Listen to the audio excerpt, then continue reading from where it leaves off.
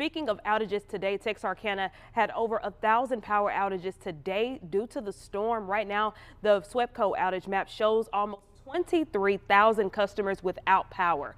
Now, SWEPCO crews are out working around the clock to get power restored as quickly as possible.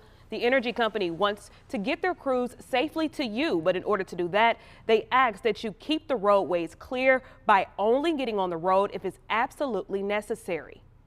We're continuing to ask if folks don't need to be on the roads, keep those roadways clear for all of our first responders, including our line crews, so they can get to those areas quickly and safely. As the storm continues to develop, we will keep you updated on all of the traffic news across the Arklatex right here on KSLA News.